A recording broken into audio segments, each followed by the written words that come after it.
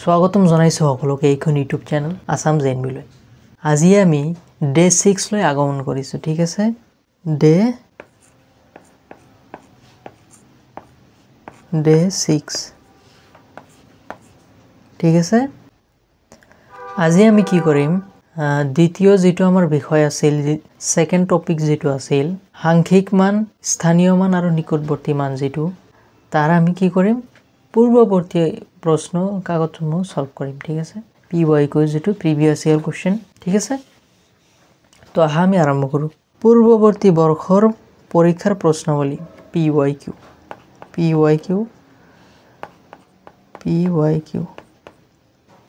এতিয়া question number 1 চোৱা। 30746 সংখ্যাটো কোনটো অংকৰ স্থানীয় মান আটাইতকৈ বেছি?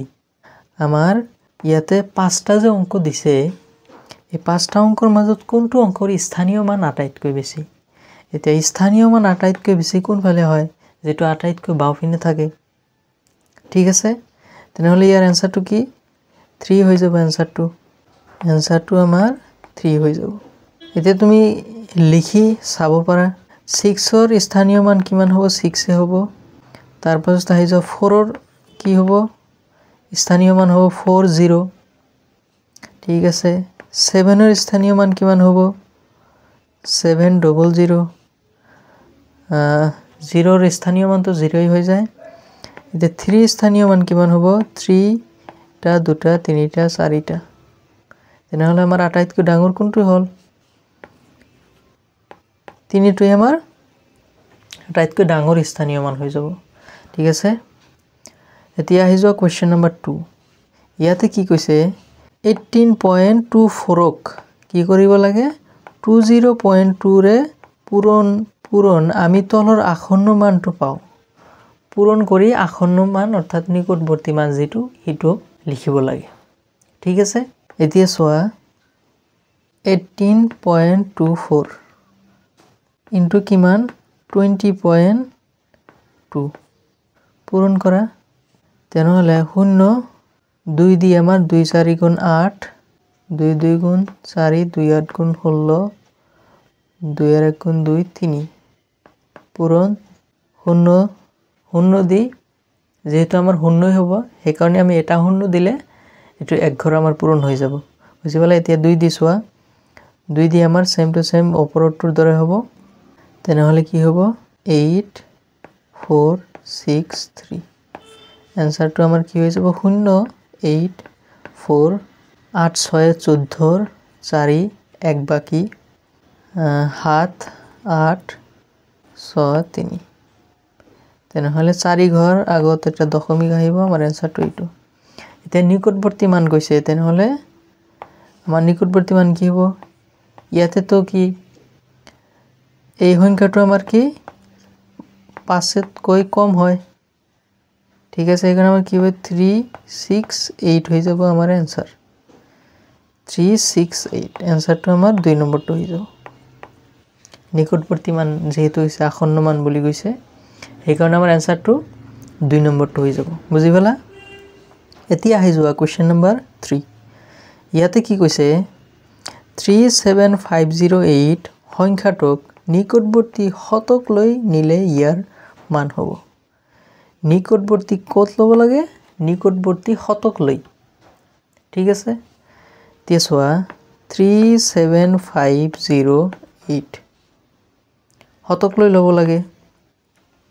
তেনেহলে ইয়াৰ এনসাৰটো কি হৈ যাব? চোৱা শতক লৈ মানে আমাৰ কেৱল শেষৰ দুটা আমাক চাব লাগে। তে শেষৰ দুটা চোৱা, এইটো আমাৰ 0 আৰু 4ৰ মাজত আছে, সেই কাৰণে আমি কি কৰিম? ইয়াৰ পাছৰ যিমান কেইটা অংক আছে তাতে আমি 0 দিম। তেনেহলে 375 এটো 0 আছে, এইটো আমাৰ 0 হৈ যাব, আমাৰ এনসাৰটো এইটো হৈ যাব। তেনেহলে 37500 ইয়াৰো এনসাৰটো এইটো হৈ যাব আমাৰ এনসাৰ। এতিয়া আহি যোৱা কোৱেশ্চন নম্বৰ 4। কোৱেশ্চন নম্বৰ 4ত চোৱা 46890 সংখ্যাটোত 4ৰ স্থানীয় মান আৰু সাংখ্যিক মানৰ পাৰ্থক্য। এইটো তো একেবাৰে সহজ, আগত আমি বহুতবাৰ কৰিছো। 4ৰ স্থানীয় মান আৰু সাংখ্যিক মান তেনেহলে প্ৰথমে আমি কি কৰিম 4ৰ স্থানীয় মান ওলাম স্থানীয় মান 4 4ৰ পাছত কিমানটা অংক আছে এটা দুটা তিনিটা চাৰিটা তেনেহলে কি কৰিম এটা দুটা তিনিটা চাৰিটা 4ৰ স্থানীয় মান সাংখ্যিক মান 4ৰ সাংখ্যিক মান কি হয় 4 হয় তেনেহলে পাৰ্থক্য যেহেতু কৈছে আমি কি কৰিম সাংখ্যিক মানটো আমি স্থানীয় মানৰ পৰা কি কৰিম বিয়োগ কৰিম ঠিক আছে তেনেহলে বিয়োগ 4 এনসাৰটো আমাৰ কিমান হ'ব 10ৰ পৰা 4 গলে 6 ঠিক আছে ইয়াতে 9 থাকিব ইয়াতে 9 ইয়াতে 9 ইয়াতে 3 3,996 3,996 আমাৰ এইটো এনসাৰ নম্বৰ 3 টো হৈ যাব বুজি পালা এখন এতিয়া আহি যোৱা কোৱেশ্চন নম্বৰ 5 ইয়াতে কি কৈছে 8320 সংখ্যাটোক নিকটৱৰ্তী হাজাৰলৈ নিলে ইয়াৰ মান হ'ব নিকটৱৰ্তী হাজাৰলৈ ল'ব লাগে তেনেহলে চোৱা 8320 ইয়াক কি কৰিব লাগে নিকটৱৰ্তী হাজাৰলৈ ল'ব লাগে তেনেহলে চোৱা হাজাৰলৈ ল'বলৈ হলে আমি এইটো চাম ইয়াতে 3 আছে মানে 5তকৈ কম আছে তেনেহলে ইয়াৰ নিকটৱৰ্তী মানটো কি হ'ব 8000 টো হৈ যাব মানে আমাৰ এনসাৰটো 1 হৈ যাব আচ্ছা তুমি যদি কনফিউজ হৈ থাকা এনেদৰে চাব পৰা চোৱা আমাৰ সংখ্যাটো কিমান 8320 এটা আমাৰ নাম্বাৰ নিকটৱৰ্তী হাজাৰ কৈছে যেহেতু ইয়াতে কিমান আছে 8320 আছে আমি দুটা নাম্বাৰ লিখিম কিমান 8000 লিখিম এটা আৰু অপৰটো 9000 লিখিম লিখিলো এতিয়া চোৱা মাজৰ কোনটো হ'ব 8500 হ'ব বুজি পালা এই দুইটাৰ মাজত 8500 ঠিক আছে এতিয়া 8320 যদি তুমি বহুৱা ক'ত বহুৱাব লাগিব এটো কি 8500 তেনেহলে এটো আহি ইয়াতে বহিব ইয়াতে যদি বহে তোমাৰ এতিয়া চোৱা কোনটোৰ ওচৰত হয় এটোৰ ওচৰত নে এটোৰ ওচৰত আমাৰ কিমান কোনটোৰ ওচৰত হয় 8000 ৰ ওচৰত হয় বুজি পালা এখন আমাৰ এনসাৰটো 8000 এনেদৰে তুমি চাব পাৰা ঠিক আছে এতিয়া আহি যোৱা কোৱেশ্চন নম্বৰ 6 কোৱেশ্চন নম্বৰ 6 975 983 923 আৰু এতৰ মুঠ যোগফলক নিকটতম শতক লৈ নিলে ইয়াৰ মান হ'ব প্ৰথমে আমি যোগ কৰিব লাগিব যেটো আমাৰ উত্তৰ আহিব হেইটোৰ নিকটতম শতক লৈ ল'ব লাগিব তেনেহলে আগত আমি কি কৰিম যোগ কৰিম ঠিক আছে 975 983 923 913 985 5 5 10 আৰু 9 19 এক বাকি 8 8 16 8 3 24 25 26 27 2 5 9 45 46 47 এইটো আমাৰ যোগফল ওলাল এতিয়া আমাৰ যোগফল ওলাল এতিয়া কৈছে কি আমাৰ নিকটতম শতক লৈ যেতিয়া ক'ব আমি কি কৰিম এইটো সংখ্যা চাম ঠিক আছে আচ্ছা এইটো চালে আমাৰ কি 7টো কি 5তকৈ ডাঙৰ হয় তেনেহলে কি কৰিম সেই অংকটো আমি শূন্য কৰিম ইয়াৰ 5টো অংক শূন্য কৰিম আৰু আগত কি কৰিম 1 যোগ কৰি দিম তেনেহলে চোৱা কি হ'ব যোগ কৰিলে 4 টো ঠিকে আছে এবাৰ 7ৰ লগত 1 যোগ হলে 8 হৈ যাব 7ৰ ঠাইত শূন্য হ'ব ইয়াতো শূন্য আমাৰ এনসাৰটো কি হৈ গল 4 নম্বৰটো আমাৰ এনসাৰ হৈ যাব বুজি পালা এখনৰ ঠিক আগৰ দৰে তুমি চাব পাৰা যে 4700 এক সাইডত লিখা ইফালে 4800 লিখা ঠিক আছে মাজত কি হ'ব 4750 কিন্তু আমাৰ আছে কি 4779 তেনেহলে হেতু আমাৰ ক'ত বহিব ইফালে বহিব হয় না নহয় যেহেতু আমাৰ 4750তকৈ বেছি আছে তেনেহলে ওচৰত কোনটো হ'ব এইটো আমাৰ ওচৰত হ'ব হয়নে নহয় এইটো তোমাৰ বেছি দূৰত হৈ গ'ল তেনে নিকটতম আমাৰ কোনটো হ'ব 44800 নিকটতম মান 4800 ঠিক আছে এতিয়া আহি যোৱা কোৱেশ্চন নম্বৰ 7 কোৱেশ্চন নম্বৰ 7 5555 ক নিকটৱৰ্তী হাজাৰলৈ নিলে ইয়াৰ মান হ'ব এটো নিকটৱৰ্তী মান ল'ব লাগে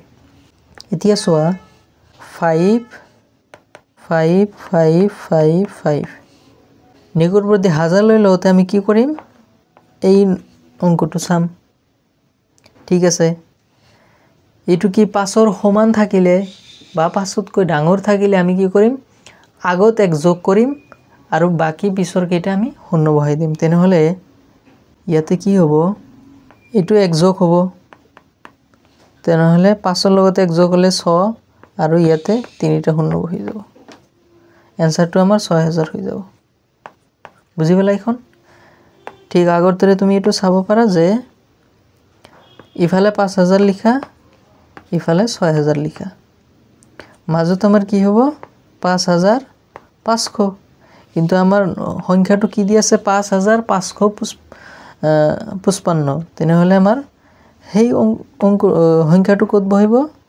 ইয়াতে আহি বহিব 5555 তেনেহলে অসুৰত কোনটো হল অসুৰত আমাৰ এইটোই হল এইটো আমাৰ দূৰত হৈ গল সেইকাৰণে আমাৰ আনসারটো কি হৈ যাব 6000 হৈ যাব বুজি পালা এখন এতিয়া আহি যোৱা কোৱেশ্চন নম্বৰ 8 কোৱেশ্চন নম্বৰ 8 64532981 5ৰ স্থানীয় মান হৈছে 5ৰ স্থানীয় মান কিমান হ'ব এটোতো একেবাৰে সহজ 5ৰ স্থানীয় মান চোৱা 5 আছে 5ৰ পিছত কিমানটা অংক আছে 32981 পাঁচটা অংক আছে তেনেহলে আমি কি কৰিম এটা দুটা তিনিটা চাৰিটা পাঁচটা এইটো আমাৰ ওলাল এতিয়া ইয়াতে কি আমাক অংক দিয়া নাই আমাৰ গণনা হিচাপত কি দিছে সংখ্যাত দিছে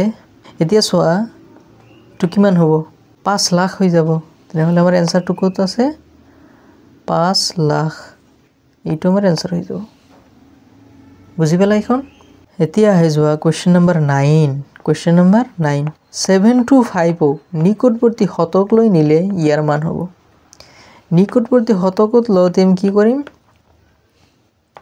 এই অংকটো চাম ইয়াতে আছে কি 2 আছে এতিয়া 2 যদি আছে এইটো কি আমাৰ 5তকৈ কম তেনেহলে ইয়াৰ নিকটৱৰ্তী মান কিমান হ'ব 700 700 আমাৰ আনসাৰ হৈ যাব বুজি পালা এইটো তুমি আগৰ দৰে চাব পাৰা কিমান দুটা সংখ্যা লিখা কিমান 700 আৰু 800 মাজত কি হ'ব 750 আমাৰ সংখ্যাটো আমাৰ কিমান দি আছে 725 মানে ইয়াতে বহিব 725 এতিয়া আমাৰ ওচৰত কোনটো হল এইটো হল নে এইটো হল আমাৰ ওচৰত 700 আমাৰ ওচৰত হল ঠিক আছে সেইকাৰণে আমাৰ আনসাৰটো কি হৈ যাব 700 ঠিক আছে এতিয়া আহি যোৱা নেক্সট কোৱেশ্চন লৈ কোৱেশ্চন নম্বৰ 10 কোৱেশ্চন নম্বৰ 10 29789 নিকটৱৰ্তী হাজাৰলৈ প্ৰকাশ কৰিলে হ'ব এইটো তোমাৰ নিকটৱৰ্তী হাজাৰলৈ প্ৰকাশ কৰিব লাগে 29789 এইটো যদি চোৱা নিকটৱৰ্তী হাজাৰলৈ তেনেহলে আমি কোনটো অংক চাম এইটো ইয়াতে কি আছে 7 আছে এতিয়া 7 টো কি 5তকৈ ডাঙৰ হয় 5তকৈ ডাঙৰ হলে কি কৰিম আমি ইয়াতে কি কৰিম এক যোগ কৰিম আৰু 5ৰ কিটা আমি শূন্য কৰি দিম তেনেহলে চোৱা ইয়াতে যদি এক যোগ কৰা কিমান হ'ব শূন্য হ'ব আৰু এক বাকি থাকিব একটো ইয়াতে আহিব 2 + 3 হ'ব বাকি আনসারটো হৈ যাব ইমান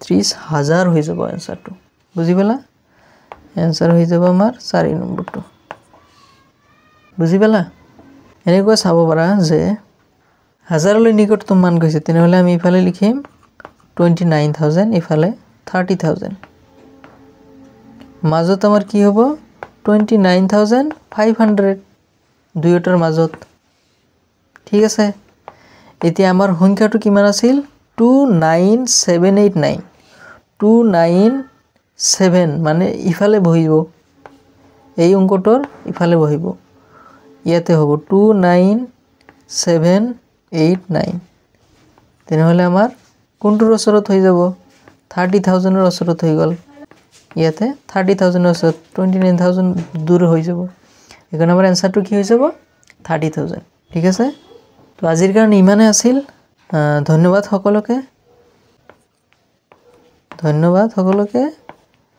ধৈৰ্য সহকাৰে চালা আৰু আগন্তুক দিনত আমাৰ তোমালোকৰ যদি কোনো ধৰণৰ ডাউট থাকে তোমালোকে কমেন্টত জনাবা তাতে বুজাবলৈ চেষ্টা কৰিম ঠিক আছে আজিৰ কাৰণে ইমানেই ধন্যবাদ